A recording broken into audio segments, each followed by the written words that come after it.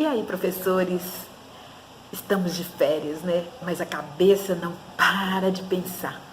E tem professor que está viajando e mesmo viajando fica imaginando, pensando, e tudo que vê, lembra de quem? Dos alunos. Esse é o professor, porque na verdade nós somos assim, nós somos inquietos e tudo que a gente vê, que a gente imagina, a gente só pensa em quem? Nos nossos alunos. Mas minha conversa com vocês hoje é sobre coordenação. Qual é a função de um coordenador, principalmente você que trabalha na instituição de educação infantil ou mesmo ensino fundamental, não é? Qual que é a sua função? Às vezes você é convidado para exercer essa função e fica sem saber o que fazer, porque de repente você sai da função de professor, regente de turma, regente de uma única sala de aula, e você se vê agora como coordenador e tendo que fazer um papel que talvez você tenha criticado outras colegas, mas agora é a sua vez de viver essa experiência. Agora é interessante você ter consciência de qual é o seu papel, para que você tenha maturidade para exercer a sua função da melhor forma possível, porque você vai poder fazer a diferença. Porque ser coordenador de uma escola exige da pessoa uma capacidade muito grande de articulação entre as pessoas que estão envolvidas nesse processo de ensino-aprendizagem dentro da escola. E essa articulação é entre alunos, professores, direção, pais, servidores, todo mundo que faz parte disso aí.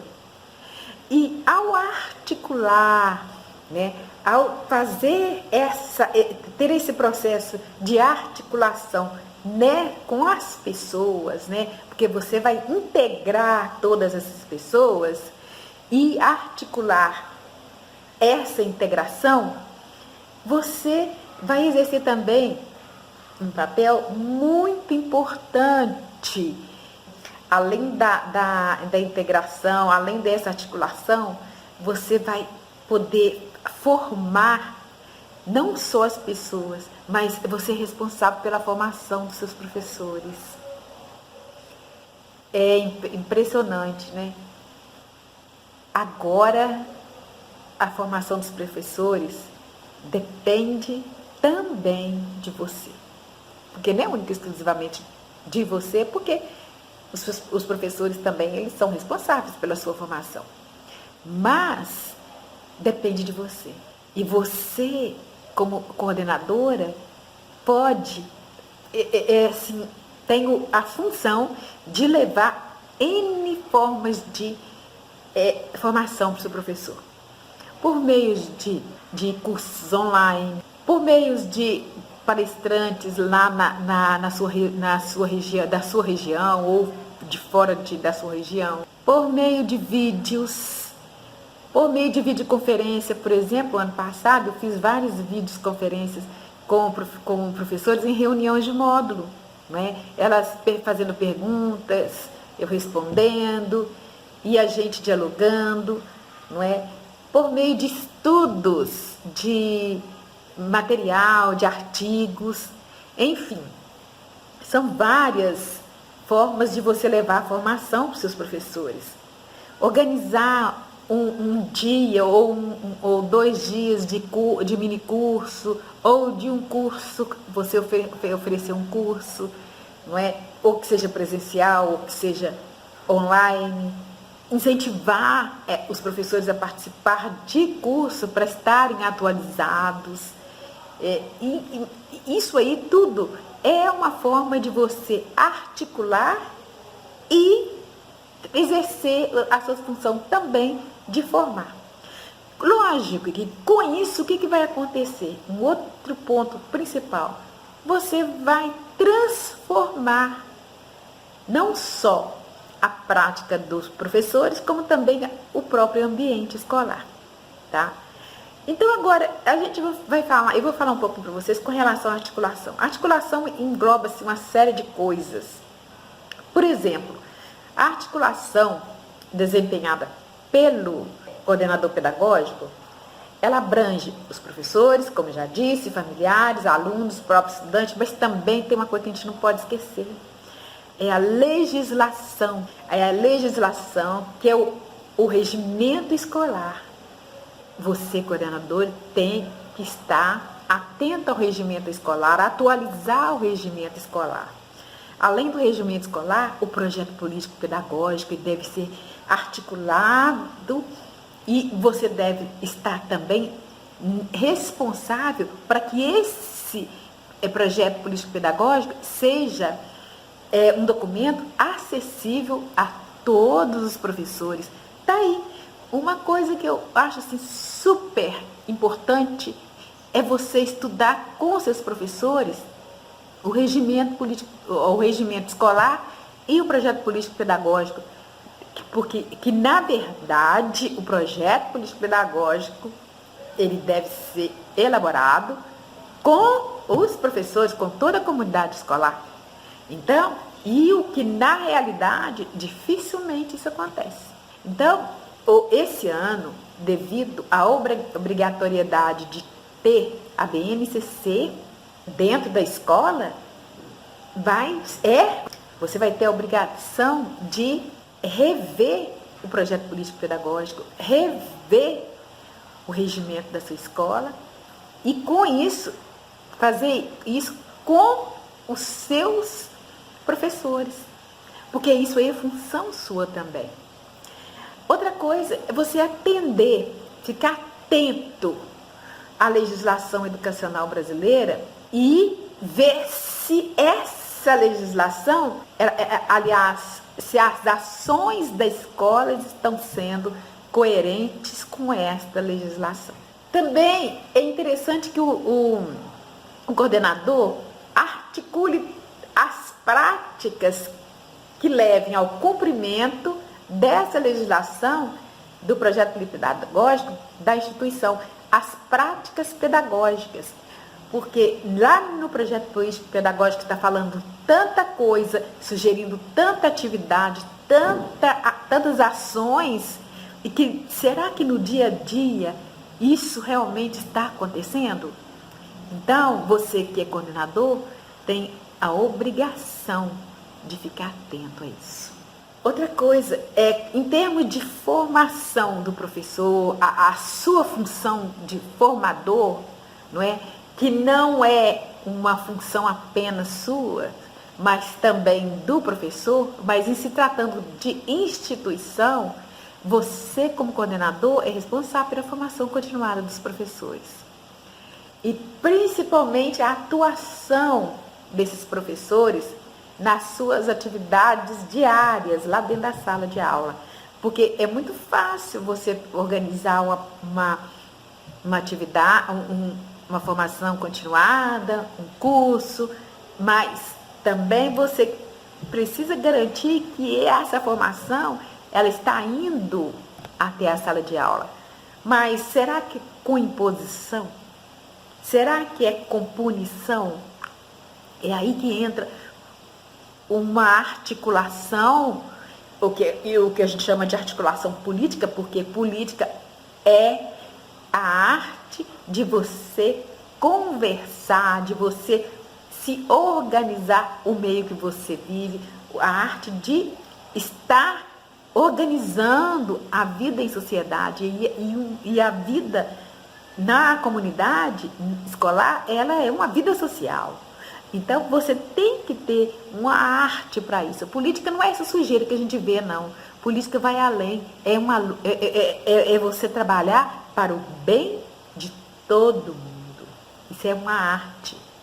E se tratando da transformação, que é interessante, todo educador ele tem o papel de ser uma pessoa transformadora. Mas o seu papel ainda é essencial, é pontual, um coordenador ter esse papel transformador.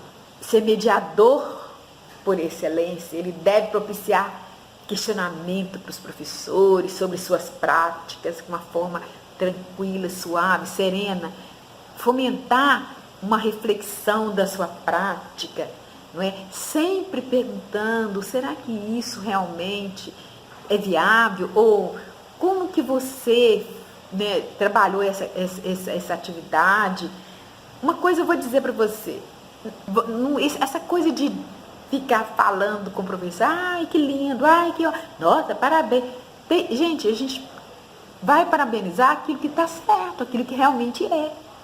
Agora, se a gente não tem nada para falar, fica calado. Melhor ficar calado e fazer reflexão, chamar, articular um meio que não ofenda, mas que a gente faça a reflexão das atitudes. Porque quem está na sala, dentro da sala de aula, é o professor. E ele precisa estar bem, porque a boca fala do que o coração está cheio. Então, se ele está cheio de ânimo, cheio de alegria, cheio de entusiasmo, de incentivo, ele vai levar isso para a sala de aula. Na verdade, eu vou dar aqui alguns pontos que eu acho interessante você refletir. O coordenador ele precisa avaliar e acompanhar o processo de aprendizagem, além dos resultados e de desempenho dos alunos. Então, ele precisa acompanhar esse processo. Não é só chegar lá no final do bimestre e ver quem aprendeu, quem não aprendeu, o que sabe, o que não sabe, o que ele está fazendo. Não, é acompanhar, dia a dia.